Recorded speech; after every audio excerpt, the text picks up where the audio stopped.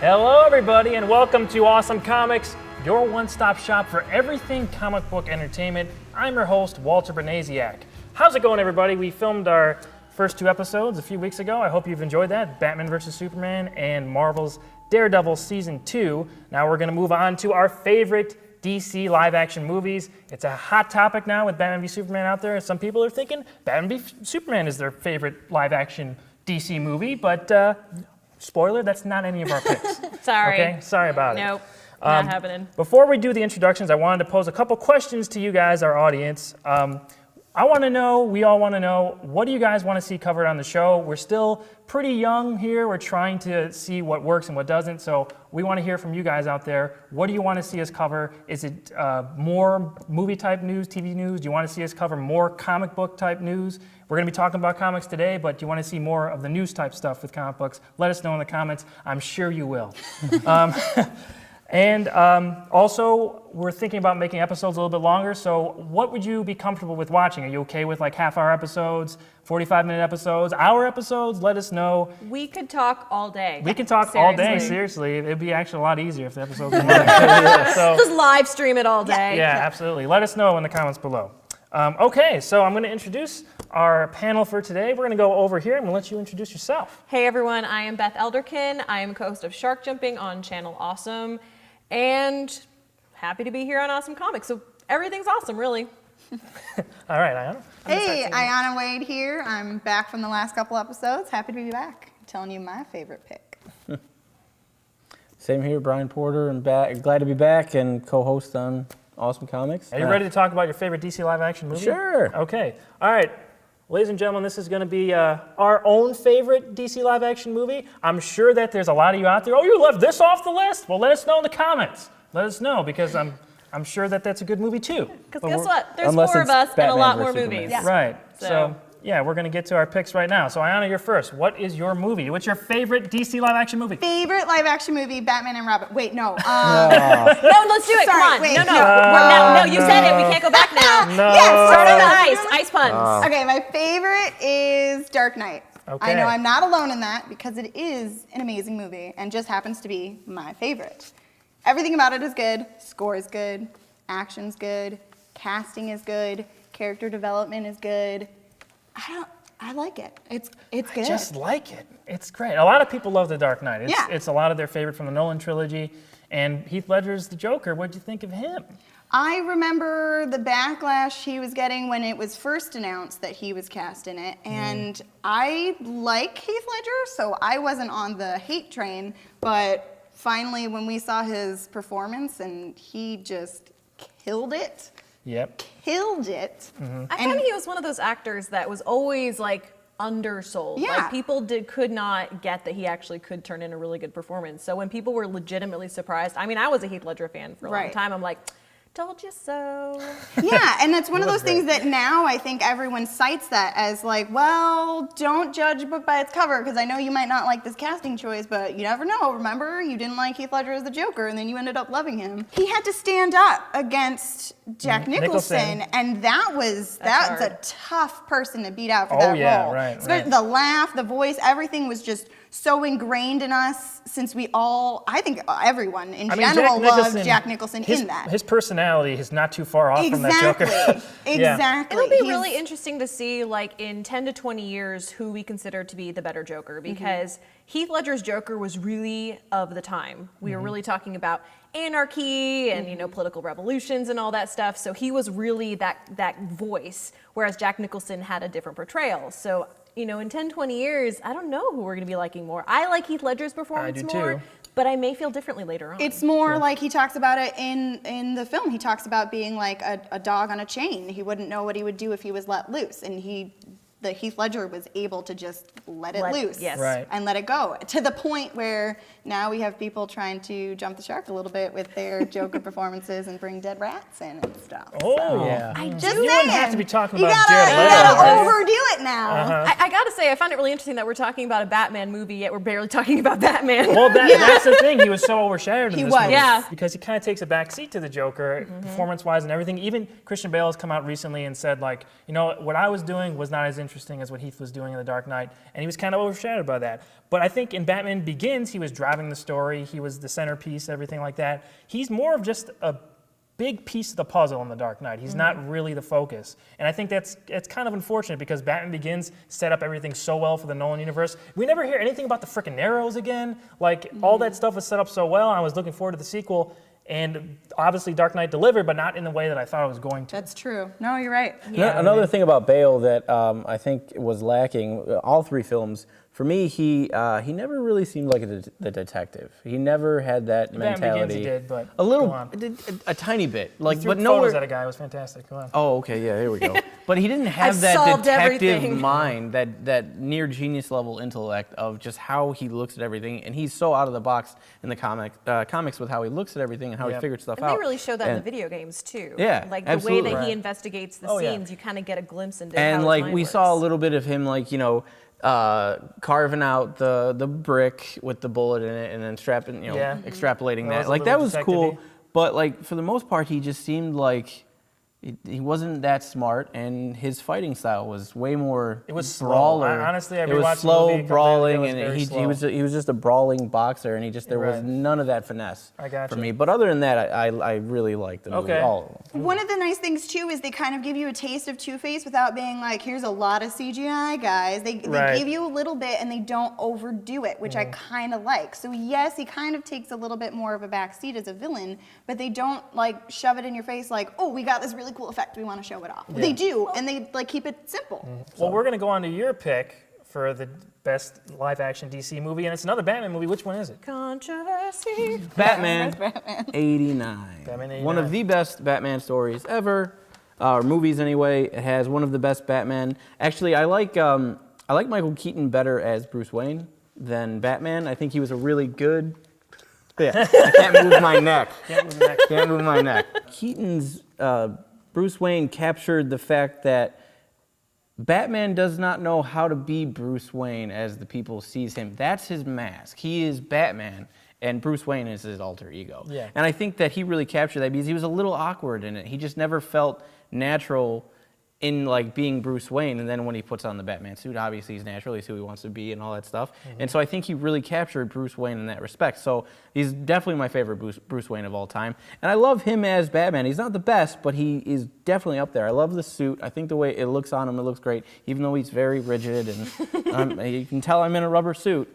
And but I think it was fantastic, and just Tim Burton directing it is just phenomenal. He captures Gotham better than anybody yeah. else I've ever seen. Totally agree. I mean, even though in the Dark Knight series we see a lot of Gotham, and we see a lot of the Narrows and this and that, various aspects of Gotham as a whole, he just doesn't quite capture the dark grittiness that is Gotham. so and I think in gothic. Batman, Yeah. in Batman it's so gothic, and it's just so. It really fits the universe, and Burton's style is totally mirrored in the comics, I think, and then definitely on screen. And I think he captured it so well. And then you take Danny Elfman, a Tim Burton like staple for his movies, Oh, yeah. and then you have him do that score. When you blend those, Burton and Elfman together, they already have a rapport with each other on how the music, with the set design and whatnot. I think it's just perfect for Batman. It is. I think it's probably one of the best scores of Batman, even though Hans Zimmer was amazing in Dark Knight. But and then Jack Nicholson, obviously, is the Joker. Let's talk a little bit about that. Do you like him better than Heath Ledger? See, I don't Answer the question, Porter. Yes or no? Do you like Jack Nicholson's Joker better than Heath Ledger's Joker? Yes and no. That is That not is a simple not an answer. answer. They're two very different Jokers. You've got the Clown Prince of Which Crime. one do you like better? I can't because I've That's read. such a cop-out answer. No, it's not Which a one do you cop-out. like better? I Tell don't me. like. Which one do you like better? You must have friends. Nice. Where are the trigger? No, Jack Nicholson is very much the Clown Prince of Crime. He's got the gangster aspect to it, and he's Yeah. very classic And it very fits the Joker. film. He's very, yeah, it he's fits. very absolutely. comic book, like that's like who I imagine And- as the Joker when I Yeah. see the Joker in the comic. And like we've seen- overly ridiculous. When I do. Some comics. And I think. that's up to 89. That's pretty much what we had seen so far, and I think he really fits that Joker. But then Heath Ledger's Joker, I mean, that guy is all about the anarchy. He's the psycho revamp, killer, yeah. And I think you've got the gangster and then the anarchist, and I think they're such different types of Jokers. you can't put them against each other and just who's better, who did it better. The fact that Batman 89 and Batman Returns paved the way for Batman the Animated Adventures and how that movie was, or that TV show was even brought about, like how dark Batman 89 was and Batman Returns. Batman, the Adventures of Batman was drawn on black paper. Batman the With Animated Series. brighter the colors, animated right. series. Like Right. they drew it on black paper, and that totally preserves how dark the series is going to be. And That's- then Gotham in Right. the Batman TV series was so reminiscent of Batman 89. Yeah, it so was. from the movie, we got this amazing staple of anybody in our generation's Batman. Like you think of Batman in TV series, it's the Adventures of Batman, like Sure. Batman the Animated Series. Right, Like right. that's what it is. You think of Batman's voice, you don't think Bale, you don't think Definitely don't Bad think Fleck, you don't think Keaton. think of it. You think I think of it like I think it's Kevin recognizable. Conroy. Right. You think Kevin Conroy when you I think think of the when I voice read of Batman. Batman comic, I hear Kevin Conroy. Yeah, and anytime I hear Joker or read Joker in the comics, it's Mark Hamill. So thank you, Batman 89, for giving us Batman the Animated Adventures, because it's the pinnacle of Batman.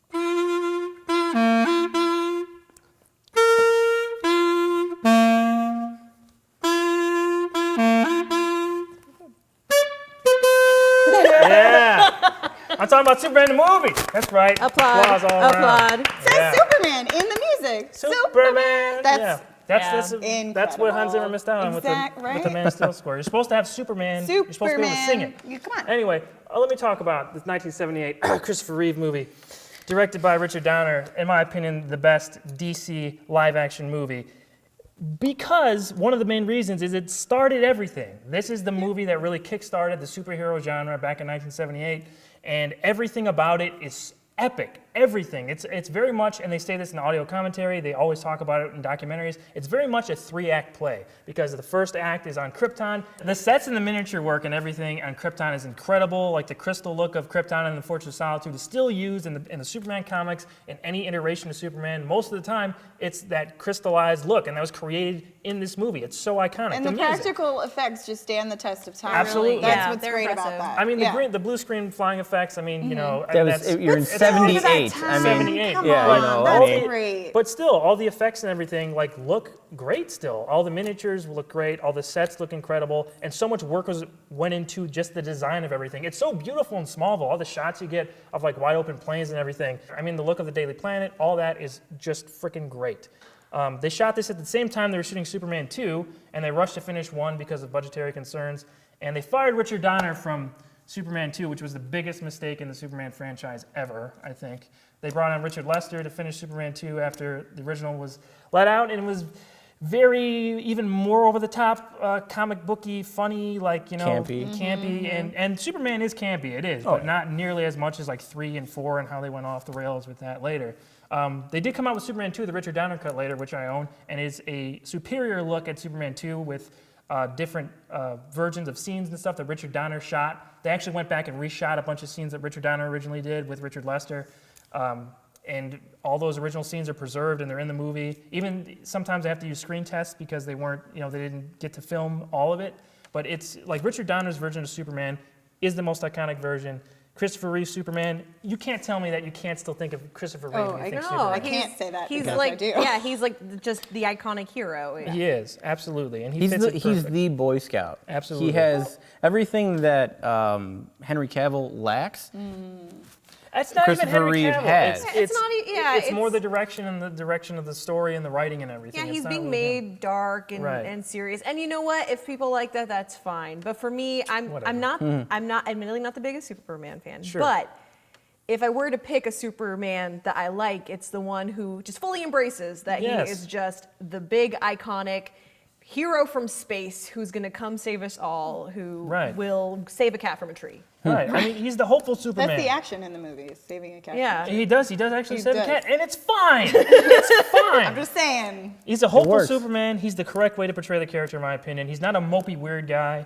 A hopeful Jesus. person, mopey Jesus. He inspires. Mopey. He inspires us to reach our own potential as human beings. That's what Superman's supposed to do. The real Superman is a little cheesy. Okay, that's fine. Superman can be a little cheesy, and there is a way to modernly portray this character, I think, that isn't the Snyder gloom and doom interpretation, with some contemporary alterations.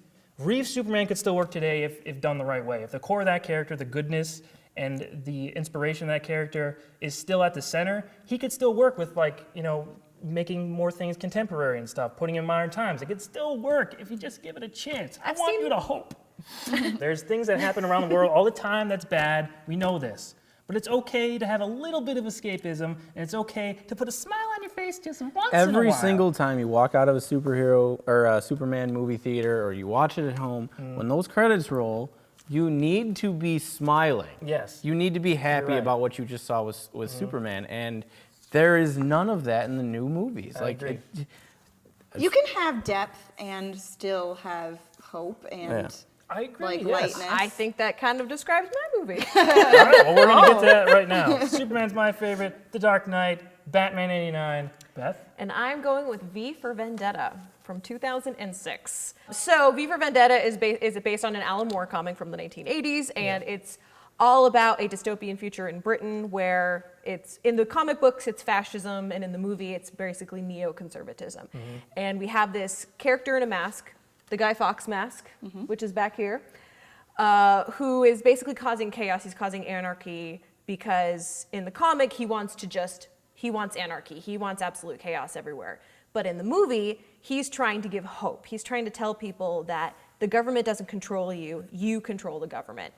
And that's the message I really love, is that it actually, while Alan Moore's version worked really well for Margaret Thatcher politics in the 1980s, especially in Britain, and the last, Reagan reflected in the US, this one works really well for where we're at right now. Like even now, like I watched it in 2016, it still rings really true for the experiences that we're having. And it's deep and it leaves you feeling good, which is surprising considering it is very violent. It is very There's violent. a lot of unpleasantness. Yeah, there's torture. There's torture that goes on for about 30 minutes. Good guy though. Yes. I always thought that was does kind of weird. the torture. He does the Right. torture. He has his reasons. Okay. But Torture. that's one of the things that works better in the comic book because he is just trying to bring anarchy. So of course he would torture his protagonist because he wants her to be an anarchist. But in the movie, it's a little bit more vague, but it still has the same ends. It still gives her hope. She sees what it's like at the bottom so that when she's out, she can be free. Oh, we should mention, I know everyone's going to be like, it's Vertigo. Yeah, it's Vertigo, but it's under the DC banner, so calm down. Someone was in the middle of typing. I know. Hold on, just 1 second now. If you're going into it for a fun action film, you are not going to get that at all. But if you're going into it trying to take a quote-unquote supernatural or superhero glimpse at the ugly side of the world that we live in right now, I feel like the Wachowski sisters did a great job at that. No, not going to touch on that one. But I don't know. I just it didn't leave me with anything. And I remember wanting to see it because the trailers looked good. It looked like a cool movie. It's got an interesting concept. The Guy Fawkes, he looks great. Inspired Anonymous, yeah. apparently. Hugo Weaving. Although I do remember that I liked Hugo Weaving as that guy. What was his name? That guy? What was V. his name? His His name name was was V. V, man. V, See, I don't even remember. At least I don't even remember. It's literally V for That's- Vendetta. Oh, like okay. his He name has, is in the he has a title. monologue from the comics that's No. just a bunch of V words. I'm going to have to. I don't know. It just Not all of them. That though. was crazy. Yeah. seems They That's showed very that in the vivacious. That's from the victorious comics. It thing. worked. was That did crazy. not work in the movie. That It was was like his big nuts. introduction, and I'm Yeah. just like, this sounds really silly on film. But I props to Hugo Weaving for memorizing that and Yeah, he was saying actually it a like that. last-minute substitute. They originally who- had another actor. I forget who it was, but he was a couple weeks in, and the mask was too hard for him. He felt he couldn't emote. So Hugo Weaving actually stepped in didn't know and that. took the role over. And I got this. what's up? He was like, I got this. Oh, okay. And I thought Natalie Portman did a great job too. And I will say that her character was given a lot more agency in the film than in the comic. In the comic, she's a 16-year-old who's prostituting herself or failing to prostitute herself. So I'm like, okay, They did that let's a make her little an in the adult. film. Let's give her a little bit more to do. She works Sure. at a TV station. I'm good. Right. Okay. Well, yeah. I mean, that's definitely an unconventional choice in terms of like what we've picked, but it's good to have variety. So V for Vendetta. All right. Well, right now what we're going to do, you know our favorite picks for DC movies, and we wanted to get at least one more person, so our friend Heather Roos went to Graham Cracker Comics in Wheaton, Illinois to get a couple thoughts from a few people over there at an actual comic book shop. So take it away, Heather. Hey guys, it's Heather. We're here at Graham Cracker Comics in Wheaton, and we're going to go see what people's favorite DC movie is and see if they like where the DC universe is headed. So let's go.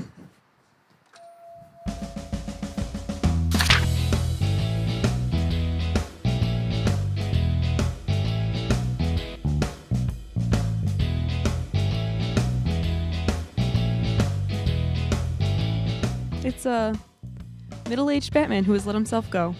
He's part of the Lil Gotham series for all the kids who would like to know what Batman looks like at 60 after he stops working out. I'm feeling very drawn to this book right now. Maybe I shouldn't touch that.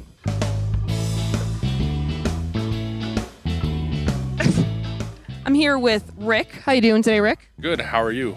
Fantastic. Thank you for asking. We have a very important question for you. What is your favorite live-action DC movie?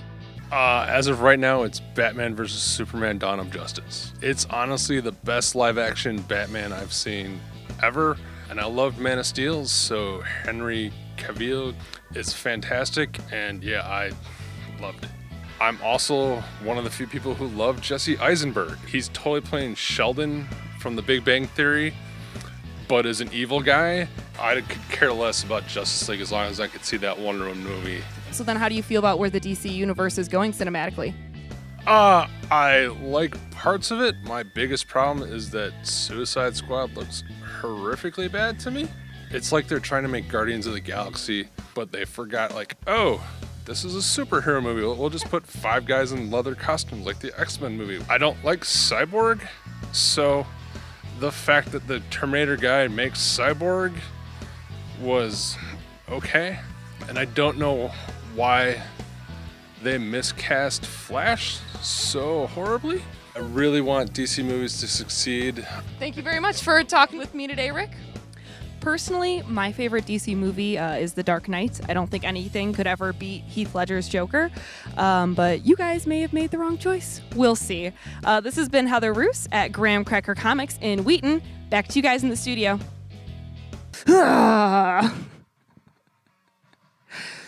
Wolverine should be a female. Okay, thanks a lot, Heather. Right now, we wanted to introduce a little bit of a new segment on the show. We're going to do a little bit of a news breakdown. We're going to try to keep this short and quick. The first news piece on the agenda here, The Killing Joke, is coming out with an animated movie, and I am so pumped for that! No idea! The trailer came out, a little teaser, and they had a 10-minute behind-the-scenes little featurette for it. Ina, what'd you think of it? I'm super excited for it. I'm excited to see more Barbara Gordon. I know that comes as such a surprise. Right. And then Mark Hamill as Mark Joker. Hamill and Kevin Conroy's that. Yeah. I know. And It's Bruce gonna be Timm is amazing. behind it. The featurette was amazing. I loved the featurette and just all the background into how they did the film and how they had to, translate it from the comic to the screen and how that was incredibly difficult. And it was hard to really capture Brian Boland's real essence in the comic and how they kind of had to tweak it a little bit. I know it's not quite 100% of the comic, but you can't always It do looks that. good. I mean, it looks you can't good. get lucky like you are with Frank Miller in The Dark Right, Knight you can't Returns. over- I am detail it in curious how animation. they're going to handle that controversial part. They showed little scenes in the featurette. Yeah. I'm so excited. I can't Okay. wait to see it. It's going to be Moving on amazing. really quick to the next news story. I've got to keep moving here. I believe this has been confirmed from Warner Brothers that Suicide Squad is going into reshoots to make it funnier. To yuck it up at a bunch of Yay. criminals. Sure, Yeah, see? great. I mean, what isn't funny about dead rats in studio right, dressing rooms, right. you guys? Come on, it's Exactly. hilarious. Thank you, Um, Jared It's Leto. amazing how much power, though, a trailer can have. Yeah. And Exactly. all of us watching it can make it go back into reshoots. That's But I also kind think of Batman crazy. vs. Superman weighed heavily on that decision as far as the fact Yeah. that there was no humor. I don't know. Yeah. I thought it in- was hilarious. That was a great look.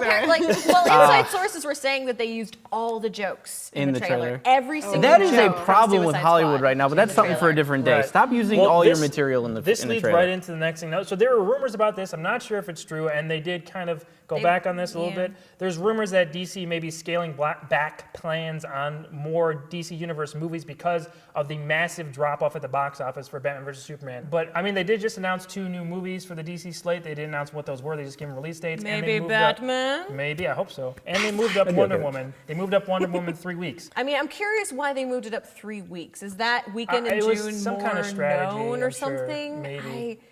I was like, okay, 3 weeks. We got to move on to the final news story. This is the Walking Dead finale was last Sunday. Porter's the only person who watches The Walking Dead here. I'm sorry. I Read it. apologize. I don't I watch don't watch Walking it. Dead right now. Sorry. Okay, the episode itself was great. Negan's entrance was awesome. Jeffrey Dean Morgan is a fantastic actor, and he delivered so well with Negan. But the frickin' cutaway, the last scene, you see Negan beating the shit out of someone in the head with the bat. Lucille, Spoilers. my bad. I didn't get that memo. But they cut away. It's from the perspective of whoever's getting beat, and you don't see who it is. So we've got 6 months to wait. We're not going to find out until frickin' October, and that is awful. That was a terrible choice, and I know a lot of fans are super pissed off Sure. about that, myself included. You're gonna go back and watch it though, We aren't you? gotta, we Not gotta, again. Oh, I'm going to watch this next season, but We gotta wrap it up. I'm sorry. I know we wanna, but you want these episodes longer? Let us know. We'll make them longer. Yeah, tell okay? us, please. I want to go really quick in the picks of the week. They tie into our individual choices as for our favorite DC live-action movies.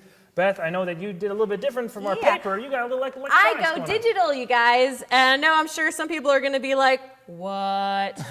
I read on my computer because I have my computer everywhere and I have a small apartment, so I can't have the plethora of comics in my tiny home. Dedication. So I am going to recommend the original V for Vendetta comic book. The reason being is that the focus in it is much different than the movie. It focuses on fascism versus anarchy instead of neoconservatism versus liberalism, and you get different parallels between them. The representation of women is a little bit more questionable in the comic books, so you just have to kind of take that with a grain of salt. But there is a lot more ambiguity. There's not as clear a good guy as there is in the film, and that's something good to think about. Sure. It was a good read. All right. Tying into the Dark Knight, what'd you pick, Ayana? Batman: The Long Halloween. Oh yeah. We've got the Two-Face origin story. We've got some Joker in here. We've got some good, like the main trio of Gordon Dent and Batman, which is great. And giant ears. Oh yeah, his ears are like a Big. foot long. I'm okay with the Tim ears. I Sale like- ears. That's fine. We'll talk. There's some good stuff in here. It's like that crime drama feel that you like. It's very Godfather-y. Got a lot of mob stuff. Give it a look. If you like Dark Knight, I think this is your best source material. Right. Porter, I brought some stuff for you. You brought some stuff. This is for Batman '89. What is your picks? Batman, Mad Love. It's based heavily on, completely like ripped out of the series, Batman the animated. Well, this came first, yeah. The animated series, and I think this I know this is for the show, but you can read this and think of Batman '89 the movie, or vice versa. You can totally have a feeling for either movie or TV show from this book, and I think that translates really well and really showcases how awesome Batman '89 was. It could translate into a children's TV show and a comic book and still not lose anything. I think it was great. It's a great read too. Mad Love. It's Harley Quinn's origin and whatnot, and it is awesome. It's a great read. Yes, it is. In terms for me, Superman, I picked a couple. The John Byrne first couple issues for the Man of Steel after the relaunch of the Crisis on Infinite Earths. This is from 1986. John Byrne sort of retooled Superman's origin story, and it's a really good read.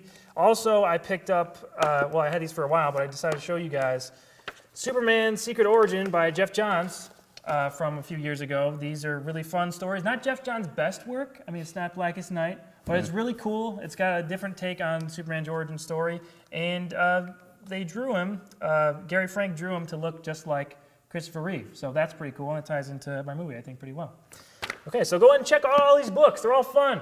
Read them. I mean, hers is kind of dark, but it's okay. It's fun. It's still Read fun. hers and then read ours. Yeah, Just lighten it up a really little. Don't end on Dark. this one, you guys. This Exactly. one's got a serial killer, so it's not that light. It's Batman, guys. It's Batman. It's fine. Okay, where can we find you, Ayana? You can find me on Twitter and Facebook, and they will be listed right here. Porter, where can we find you? Facebook as well. It's under Awesome Porter, facebook.com/Awesome Porter. It's got all my, opinions on like comic book stuff. Basically everything related to the show. So. Okay, Beth. All right, you can find Shark Jumping on YouTube. It's youtube.com/sharkjumpingshow. And of course, I am on Twitter at Beth Elderkin. And you can also find me on Instagram at Beth Elderkin, where I've been posting photos of these awesome people. So it's a win-win. Yes, it is. You can find me at awesome_Walter on Twitter. And I basically just post about whatever I want. So if you like it, you like it. That's fantastic. All right, everybody, for everyone here, next week we're going to be talking about our favorite Marvel movies, not just Marvel Cinematic Universe, any kind of Marvel movies. So make sure you come back for that. And until next week, I'm Walter Benasiak, and we will see you on the next page.